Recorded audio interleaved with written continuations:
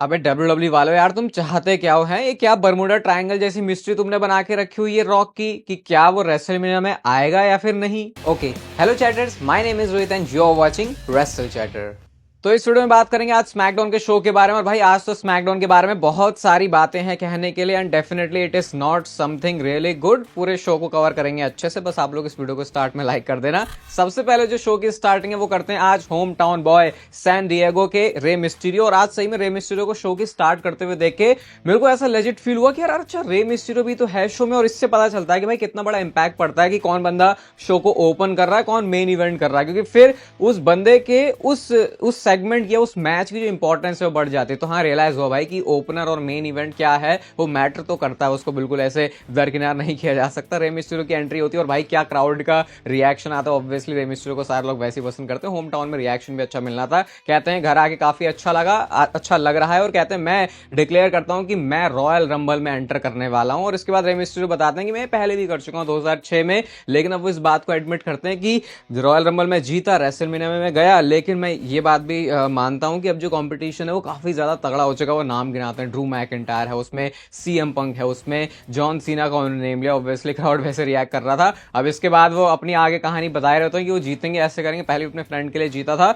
इतने में ही theme song play होता है केविन ओवेंस का। और भाई केविन ओवेंस यार, तुम वही है ना, ड्रू मैकिंटायर केविन ओवेंस का तो कंपटीशन ही चला हुआ है कि सोशल मीडिया पर कौन सबसे ज्यादा कलाकारियां करेगा, कौन ज्यादा हंसा सकता है, कौन ज्यादा सैवेज बन सकता है। जो टी शर्ट केविन ओवेंस पहन के आया था ना, उसमें पहले तो लिखा था द कैनेडियन ड्रीम और उसके बाद लिखा था son of a security systems technician. और अगर आपको ये समझ नहीं आ रहा तो ये कोडी रोड्स के ऊपर वो शॉट ले रहे थे, क्योंकि कुल मिला के हमेशा कोडी रोड्स अपने बारे में, अपने पिताजी के बारे में उससे लिंक करके बना रहे थे। भाई ये टी शर्ट सब डब्ल्यूडब्ल्यू लगाएगी वेबसाइट के, और भाई सेल तो इसकी तगड़े होने वाली है। और केविन ओवेंस आके यार कुछ अलग ही बोल रहे हैं, मतलब जो रे मिस्टीरियो के लिए बातें उगली हैं अपने मुंह से केविन ओवेंस ने, मैंने एक्सपेक्ट नहीं किया था, लेकिन एंड में हाँ फिर उन्होंने बता दिया कि भाई तू सही समझ रहा था। वो आगे बोलते हैं कि यार देखो, इस इंडस्ट्री में मैं बहुत कम लोगों की रिस्पेक्ट करता हूं, जैसी मैं तेरी रिस्पेक्ट करता हूं वैसी किसी की नहीं करता। इवन वो तो ये भी कह देते हैं कि तू अलग ही है मेरे लिए, लेजेंडरी भी उन्होंने कॉल कर दिया। कहते हैं मैं यहां पर स्टैंड कर रहा हूं राइटफुल ट्रू डब्ल्यूडब्ल्यू चैंपियन। और वो कहते हैं रे मिस्टीरियो की देख भाई, जब तुम जीतोगे ना रॉयल रंबल तो उसके बाद तुम मुझे ही फेस करना, क्योंकि मैं ये ऐसा मैच है, मैं बहुत कुछ कर चुका हूं, लेकिन अब तक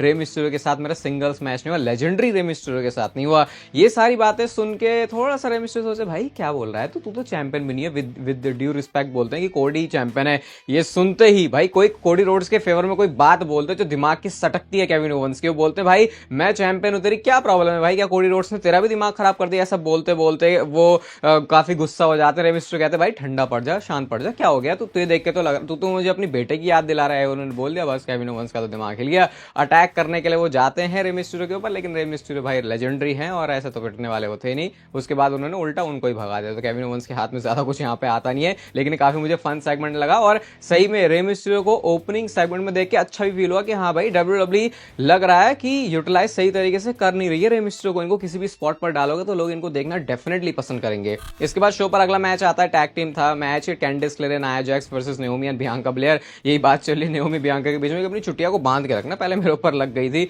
ऑब्वियसली कुछ तगड़े स्पॉट्स होंगे इस मैच में। बियांका ब्लेयर है तो अपनी वो बलशाली भुजाओं का उपयोग जरूर करेंगे। उन्होंने बाहर जिस तरीके से कैंडिस क्ले को फेंका था नाया जैक्स के ऊपर, अच्छा मैच था ये, ठीक है, मतलब क्या है अब वो घसीटे जा रहे हैं दोबारा। मैं ये भी थोड़ी बोलूं कि बेकार सा मैच तो अच्छा ही था, मैंने पूरा देखा इसको।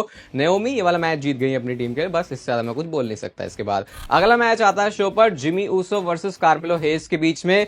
और भाई जिमी, मतलब मैं क्या बोलूं यार, ये क्या क्या करते क्या हो डब्ल्यूडब्ल्यू वाले यार, तुम्हारे लिए पूरी ब्लड लाइन सारे लोग एक तरफ और जिमी ऊसो का कुछ अलग कोटा है क्या कि इसके साथ तो हमेशा ऐसा ही करना है? सबसे पहले तो कार्मेलो हेज अपनी एंट्रेंस पर ही रेल देते हैं जिमी ऊसो को, कहते हैं तेरा जो ट्राइबल चीफ है वो तो एंटर कर रहा है रॉयल रंबल में, तेरा जो सगा भैया है वो तो भाई वर्ल्ड चैंपियनशिप के लिए उसे मैच मिल रहा है, तू क्या कर रहा है? वो कहते हैं तू कैसे शैडो में छुपा हुआ है, ऐसा वैसा करके उन्होंने बोला।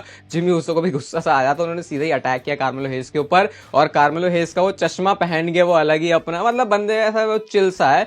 कुछ स्पॉट्स तो ऐसे भाई इस मैच में आपको लगा क्या लगा दिया। फर्स्ट 48 जो लगाते हैं कार्मेलो हेज, जो कि कोड ब्रेकर की तरह ही है, वो भी क्या स्मूथ तरीके से एग्जीक्यूट किया। वो एक जो डीडीटी मारी थी स्प्रिंग बोर्ड से कार्मेलो हेस ने जिमी ऊसो को, उस पर जिमी ऊसो ने जो सेल किया भाई, ये तो ऐसा लग रहा था कि यार तुम क्या वीकली शो के ऊपर ऐसा हमको मैच दिखा रहे हो। एंड इसके बाद जो है जिमी ऊसो टॉप रोप पे जाते हैं, लेकिन वहां पे उनको खड़े हुए दिख गए जेकब फाटू, डिस्ट्रैक्ट हो गए, पीछे से टामा टोंगा ने मारा तो फिर जिमी ऊसो की बैंड बज गई यहाँ पे, दोनों को मिलके मारा, दोनों ने मिलकर जिमी ऊसो को मारा। फिर कार्मेलो हेस भी ऐसे दिखाता है अच्छा ये तो मेरे साइड आए हैं, जिमी ऊसो के साथ साथ कार्मेलो हेस को भी लपेट दिया। और तभी थीम सॉन्ग प्ले होता है हमारे सस्ते ट्राइबल चीफ सोलो सिकोवा का, जिनको देखने के लिए पूरे स्मैकडाउन के शो में मैं सबसे ज्यादा एक्साइटेड था इस वाली चीज के लिए। सोलो सिकोवा खड़े होते हैं एंट्रेंस पर और भाई सूट बूट सब चकाचक वो बन के आए, लेकिन चेहरे की जो स्माइल है, वो जो गुरूर है, वो जो एटीट्यूड उनका रहता था कि भाई हम हैं जो हैं, वो वाली चीज सोलो सिकोवा के चेहरे पर नहीं दिख रही थी। इसके बाद सोलो सिकोवा आते हैं, रिंग में खड़े होते हैं वो जेकब फाटू के साथ में, माइक वो मांगते हैं जेकब फाटू से, माइक पर अब वो बोलने के लिए जाते हैं, लेकिन लोग यहाँ पे सोलो सिकोवा को बू कर रहे थे। ये काफी इंटरेस्टिंग था यहाँ पे कि सोलो सिकोवा को रिएक्शन कैसा मिलता है। तो अभी भी लोगों की जो नफरत है, जो हेट्रेड है, वो वैसी ही है, भले ही सोलो सिकोवा हार चुका है। बट मैं देख रहा था इंटरनेट पे भाई सोलो सिकोवा के लिए अब सपोर्ट सिस्टम भी बन रहा है। स्पेशली आपको पता है जब कोई बंदा हार जाए, रोमन रेंज के केस में जब तक वो बंदे के पास सब कुछ था, लोग उसको पसंद तो करते थे लेकिन वैसा प्यार नहीं दिखाते थे, लेकिन अब वो हारने के बाद प्यार आ चुका है तो सिंपैथी आ जाती है।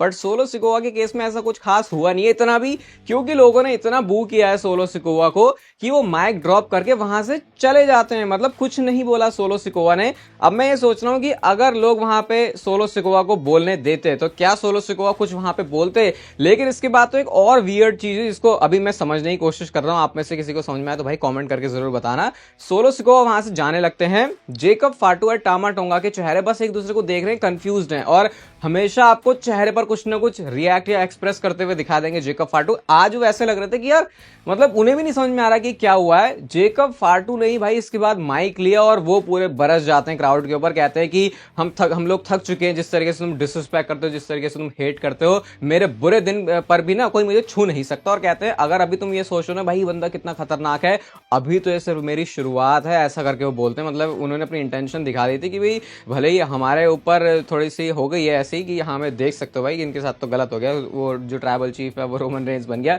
लेकिन हम में अभी दम सारा बाकी है। और अजीब मुझे ये लगा कि जब सोलो सिकोवा चले गए तो वो तो चले गए, बट ये दोनों रिंग में खड़े रहे। तो मेरे को समझ नहीं आ रहा कि अभी डब्ल्यूडब्ल्यू ने क्या ये इस तरीके, क्या ये सोलो सिकोवा और जेकब फाटू एंड टामा टोंगा के बीच भी कोई सेपरेशन है, क्योंकि थोड़ा सा तो ऐसा लगा है, तो ऐसा लग रहा है कि अभी इनको खुद नहीं पता है क्या करना है, क्योंकि अभी अभी इतना बड़ी हार हुई है इनकी, तो समझ नहीं पा रहे भाई अभी ग्रुप को आगे कैसे लेके जाना है। तो ये थोड़ा सा वियर्ड था, पता नहीं अभी यहाँ से डब्ल्यूडब्ल्यू बहुत स्टोरी को बढ़िया बना सकते हुए पोटेंशियल पूरी है यहाँ पे। वो लोगों के बीच में भी कंफ्यूजन और क्यूरियोसिटी है जानने की कि आगे स्टोरी में होगा क्या। इसके बाद क्या होता है कि ये सब जो है मारा मारी पे फिर से आ जाते हैं। एले नाइट का म्यूजिक हिट हुआ तो एले नाइट पीछे से आके अटैक करते हैं जेकब फाटू एंड टामा टोंगा के ऊपर, एले नाइट को भी बजा दिया। तो तभी आज रिटर्न हो चुका है शो पर ब्रॉन स्ट्रोमैन का, और भाई यही तो ब्रॉन स्ट्रोमैन चाहिए जो कि भाई तगड़ा हट्टा कट्टा सा दिखे। वैसे ही अपने जो मैंने बोला था भाई थोड़ा सा तगड़ा होने की जरूरत है ब्रॉन स्ट्रोमैन को, जरूरी नहीं कि भाई एब्स दिखाओ तुम अपने, वैसा ही लुक था ब्रॉन स्ट्रोमैन का।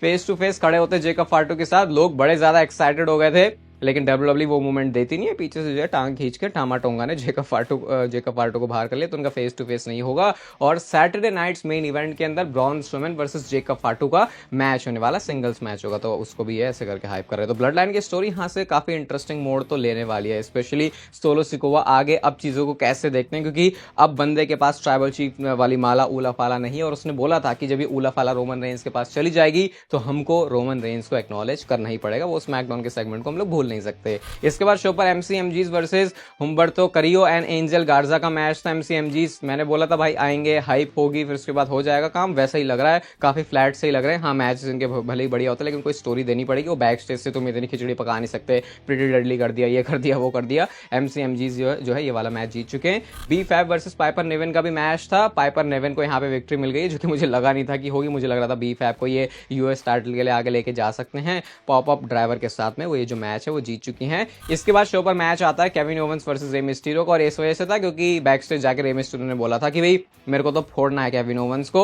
बढ़िया मैच था, फास्ट पेस पर ये चला। रे मिस्टीरियो है तो भाई ऐसा तो है नहीं कि भाई आपको कुछ खतरनाक चीजें नहीं दिखेंगी। यहाँ पे उनकी जो बेसबॉल स्लाइड है वो था, रिंग साइड पर उनकी जो डॉटर है ना अलिया वो भी बैठी हुई थी, तो उनका सिर जाके ऐसे उन्हें ऐसा मालिश सी कर दी केविन ओवेंस ने, अरे बैठी तो यहाँ पे, वो बड़ा वियर्ड सा लगा मुझे। फ्रॉग स्प्लैश लगता है, रे मिस्टीरियो ने किक आउट कर दिया। केविन ओवेंस ने जिस तरीके से स्टनर स्टनर मारा है ना भाई रे मिस्टीरियो को, उस पे सेल देखना जरा। हर किसी को सीखना चाहिए कि केविन ओवेंस के स्टनर को सेल कैसे करते हैं। डब्ल्यूडब्ल्यूई में वैसे बहुत सारे लोग हैं अच्छा सेल करने के लिए, लेकिन रे मिस्टीरियो को देख के कुछ अलग से लगता है। वो तो ऐसा लगता है कि ग्रेविटी के अगेंस्ट ही काम करता है, बिल्कुल हवा में ऐसे वो कूदता है। इसके बाद जब टॉप पे चढ़े होते हैं रे मिस्टीरियो, तो केविन ओवेंस ने रेफरी को ऐसा धक्का दिया कि वो रोप हिल गई, फिर उसकी वजह से रे मिस्टीरियो गिर गए। पॉप अप पावर बम उन्होंने लगाया और वो जो है ये वाला मैच जीत चुके हैं। रे मिस्टीरियो हारे देख के थोड़ा बुरा सा तो लगा, लेकिन ऑब्वियसली केविन ओवेंस जो है अभी नंबर 1 कंटेंडर हैं वर्ल्ड चैंपियनशिप के लिए, अनडिस्प्यूटेड चैंपियनशिप के लिए, तो ऐसा उनको दिखाना ही था। इसके बाद वो हाथ मिलाते हैं रे मिस्टीरियो से, क्योंकि अब तक तो सारा उन्होंने भाईचारा सही दिखाया हुआ था कि भाई भाईचारा नहीं, लेजेंडरी जो वो मान के बैठे हैं, हाथ मिला। लेकिन उसके बाद वो पैकेज पाइल ड्राइवर हिट करने के लिए उनको चल पड़े, लेकिन कोडी रोड्स आ जाते हैं, सेव कर लिया इन्होंने। इनके बीच में फिर से मारामारी हो रही है, ब्रॉल हो रही है, सारे सिक्योरिटी वाले बंदों ने अलग अलग किया। और फिर बैक से हमको ये पता चलता है कि सैटरडे नाइट्स मेन इवेंट के अंदर शॉन माइकल्स होंगे जो कि इनका कॉन्ट्रैक्ट साइन करवाएंगे। ये मुझे थोड़ा अटपट, क्या मतलब, पहले तो निकोल्डेस दोनों ही सुपरस्टार्स के पास अलग अलग गए थे, भाई कोडी तू साइन कर ले, कोडी ने भी नहीं किया, केविन ओवेंस ने भी नहीं किया, तो यहाँ पे मॉडरेटर की तरह शॉन माइकल्स आएंगे। और क्या बोला था उन्होंने कि दोनों को अपना टाइटल रिलिंक्विश करना पड़ेगा। आई थिंक वो कह रहे हैं कि भाई ये रिजर्व में चला जाएगा कि ताकि हम इस मैच को करवा के रहें, तो ऐसा करके उन्होंने कुछ बोला, मतलब कि सैटरडे नाइट्स मेन इवेंट के अंदर इनकी कॉन्ट्रैक्ट साइनिंग होने वाली है। इसके बाद यार शो पर एक और चीज थी, और ये डब्ल्यूडब्ल्यूई ने ये इनकी जो टिकट सेल है, जो प्रोमो है, इसको ही चलाना था। यहाँ पे भाई डब्ल्यूडब्ल्यूई ने इस जो रेसलमेनिया को ये हाइप कर रहे हैं, उसमें रॉक को भी दिखाया, और जो प्लेसमेंट है रॉक की वही बड़ी इंटरेस्टिंग है, क्योंकि कोडी रोड्स और रॉक एक दूसरे के आगे पीछे ही आ रहे हैं जब ये रेसलमेनिया के प्रोमो की बात करें। टिकट सेल जो अभी करने वाले हैं रेसलमेनिया के लिए, टिकट्स भी लाइव होने वाली है ना, तो भाई अब ये क्या है, देखो अब रेसलमेनिया वो पूरे प्रोमो पैकेज के अंदर वही लोग हैं जो कि रेसलमेनिया का पार्ट बनेंगे, और रॉक ही उसमें वो अकेला बंदा है जिसके ऊपर कह सकते हो संशय है कि क्या ये बंदा होगा रेसलमेनिया में फिर नहीं। तो वो प्लेसमेंट रॉक के होने का क्या मतलब समझा? किसी शो के लिए तुम हाइप कर रहे हो, कह रहे हो कि भाई इसकी टिकट्स खरीदो, और उस वीडियो पैकेज के अंदर वो बंदा है जो कि हम सोच रहे हैं कि ये रेसलमेनिया में होगा या फिर, मतलब ऑब्वियसली वही बंदा होगा ना उस वीडियो पैकेज के अंदर या फिर उस हाइप पैकेज के अंदर, प्रोमो के अंदर, जो कि उस इवेंट में भी होने वाला है। तो बस अब समझ लो यहाँ पे डब्ल्यूडब्ल्यूई किस तरीके से खेल रही है। कंफ्यूजन इसके अराउंड बहुत ज्यादा हो गया है। ये चीज मुझे लगता है इतनी ज्यादा सीक्रेट सी हो चुकी है कि शायद ही हमको एक किसी डर्ट शीट या फिर किसी और सोर्स की तरफ से पता चले कि एक्चुअल में इसका मतलब क्या है, क्या रेसलमेनिया में होंगे रॉक या फिर नहीं।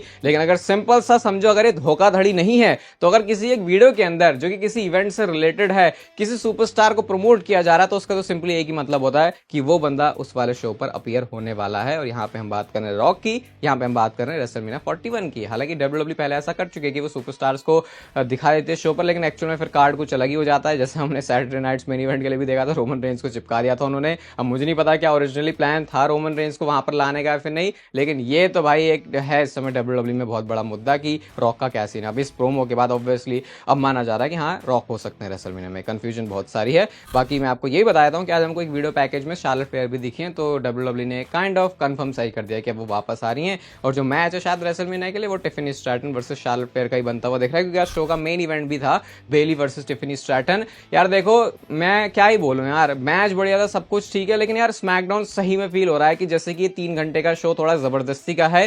3 घंटे चाहिए नहीं स्मैकडाउन को, और आज काफी महीनों के बाद मुझे ऐसा लगा है कि भाई मजा नहीं आया डब्ल्यूडब्ल्यूई के किसी शो को देखने में, क्योंकि बहुत ज्यादा स्लो भी लग रहा था यार। ऐसा लग रहा था बस इनको चीजें डालनी है ऐसा करके। अब क्योंकि अभी नई नई चैंपियनशिप जीती है टिफिनी, तो ऐसा तो उनको करना ही था, मेन इवेंट में डालना ही था। ऑब्वियसली एंड में वो मैच भी जीत जाती है ठीक ठाक समय। ऐसा रोक्सान पेरेज भी जो है रिंग साइड के ऊपर थी। मैं 3 स्टार से ज्यादा इस वाले शो को रेटिंग दे नहीं सकता। बाकी आज चैनल पर शाम को भी वीडियो आने वाली, तो उसके लिए स्टे ट्यून्ड। रॉयल रंबल के विनर के बारे में तगड़ी वाली जो चीजें हैं वो आपको वहां से पता चल जाएंगी। ये वीडियो आपको अच्छी लगी तो उसे लाइक कर दो, चैनल को सब्सक्राइब कर दो ऐसी और मस्त वीडियो के लिए, और तब तक लेते रहो जिंदगी के मजे।